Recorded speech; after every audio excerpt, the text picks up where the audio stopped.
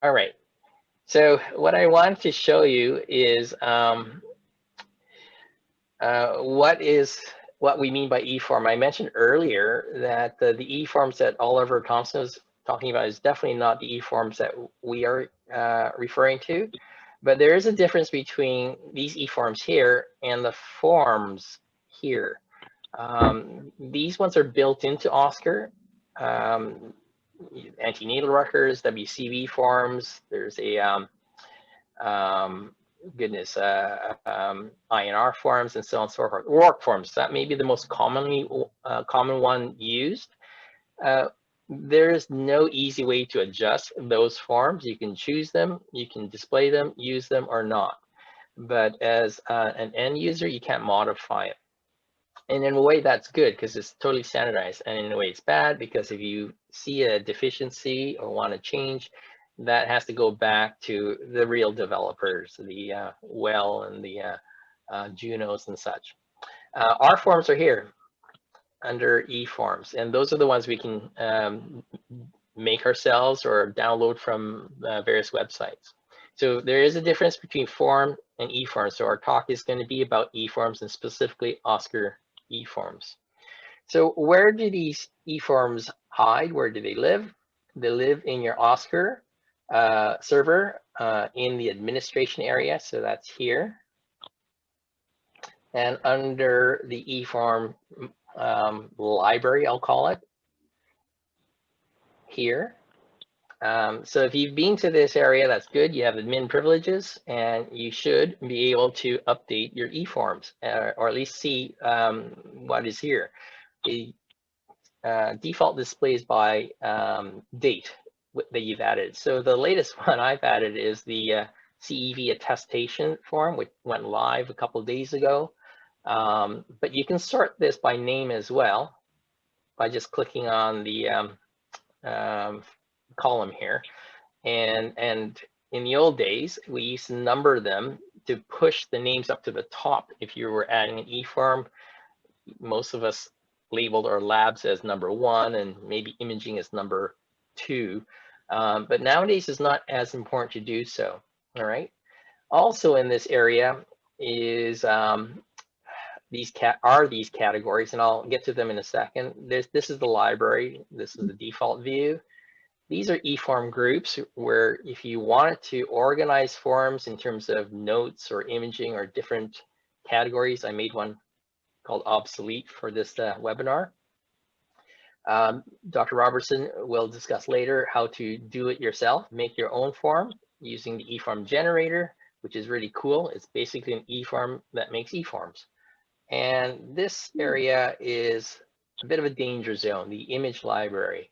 This is where the backgrounds are stored, plus other special code that we reuse and recycle. And there is an ability to delete them if they become obsolete, but there is no ability to restore them. If you don't have a backup copy, you will lose the background to that eForm forevermore. And then you'll end up with a eForm that looks like this without the background. So you won't have a context to it. So please be extremely careful when you're in this area, or maybe just avoid it altogether. All right. In this eForm library, and with each specific eForm, you can do such things as edit the form. I do this a lot. I export the form. I send it as a zip file to OCUS or World OSCAR, or if I'm able to, I'll send a link to friends and fellow OSCAR users who want an updated form. The trash allows you to archive your forms. Your eForms never disappear, fortunately. They actually are stored here under the deleted form. I'll call it a library. So I've got forms that go back to probably 2008. Sorry if you're getting vertigo from watching this. There we go. The earliest signal form. Are you able to increase your screen size at all? I can, and maybe what I'll do, I might have to switch screens a little bit. I'm going to just change which screen I'm sharing, and I'll just show you the Oscar one. I'll just go back to this. There. Is that better? Yeah, I think so. Thank you. Okay. All right. Can't hear you. No, it's another one. Sorry, I'm hold just on, going to get let's go back on. to the top. I've got Okay, over this 1,000 one, I like. forms. There we go. Back to my eForm library. Okay, great. There, I'll just stretch it out even more. All right. So again, Dr. Robertson will cover some of these other features about importing and uploading, etc. What I wanted to do next was show you how you can access a form from the chart, because this is what we do all day long. We order labs or imaging or complete referrals. So I do a lot of peer mentoring, and I see a lot of users just click on Wow. plus sign here to add an eForm, and you can see the numbered ones go to the top. The one I use most frequently is probably the lab one here, or an imaging one there. Okay, so that's one way you can access an eForm. But a more efficient way is to use this search window, not this one. This is a Grease Monkey one. If I blank this out and I want to search for a doctor's note, I just type in doctor's note like that. And then it finds the closest match. And there's your doctor's note again. All right. So I use that routinely. This finds your templates too. That's another talk. I won't get into that. But you'll know it's an eForm because it will say new, and it has a date. It basically refers to an existing form. Now, why would you even want an existing form? For example, if this form here, standing order A1C from April the 12th, I usually open an old form to print when the patient has lost their form, and I don't want to do it all over again, which is fine. But by and large, I will select a form this way in this search window. This newer search window is the Grease Monkey one, and the nice thing about that, I hit enter a little bit too quickly, is that it actually expands the complete name of the form, which is really cool. And I think in the future, the search window should actually do that as opposed to just giving a partial one. Sorry, it keeps on doing that because I hit enter.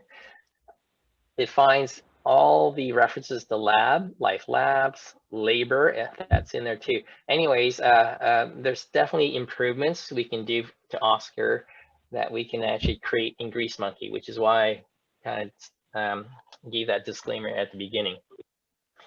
So how else can you get your eForms? Well, you can go to here and click on the eForm bar. That's the green bar here. And you'll see all your forms that exist. You'll see any subject line additional information here and when they were created.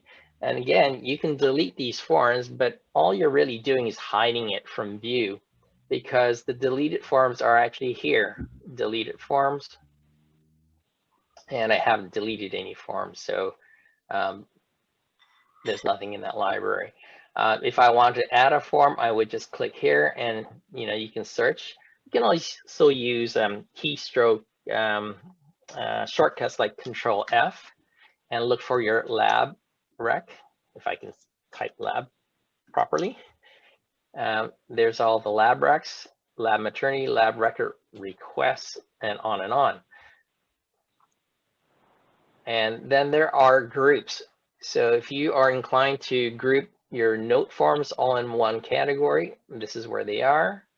You have to create these, and I'll show you how in a sec. I don't use this as much. I just tried it out as proof of concept. Here are some imaging recs, recs related to psychiatric care, special authority, There's way more than 2, but I just put that in there as a little proof of concept. All right, so that's how you can access forms, either by hitting the plus sign, by using the smart search window. If I was looking for a pap smear like that, just type in that. I'm just trying to think if there's additional ways. That's probably the main way of calling up your forms. All right. The least efficient way is indeed that plus sign. I'd also say, add that if you're using forms a lot from this, I'm sorry, I should add that you can add eForms right into your schedule. This is a eForm called email, and it's added here with the intention that our staff would use it to give email reminders. This is what it looks like. You know, get an appointment email. It links to your email program, and it just sends the reminder to the patient that is linked to that appointment. I have to say, in our office, we haven't really been doing that all that much, but it's an option that we might use in the future. Okay, I think at this point, I should backtrack a little bit and show you how you can add back here eForm groups. So these are the groups that I created. I created one called Obsolete recently. You can add a new group, for example, you know, COPD forms. I'd be careful adding special characters here. Oscar doesn't really like apostrophes and dollar signs and greater than and less than signs. So if I was to do that and I wanted to add an eForm called COPD advisor, I can search down to COPD. There's a lot of forms like that, and I would add it to this group.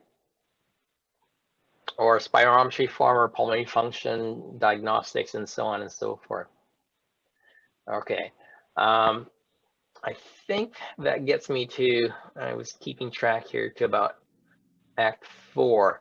And at this point, I'm going to hand over the reins to Dr. Robertson, and he'll show you where you can get some of these forms or do it yourself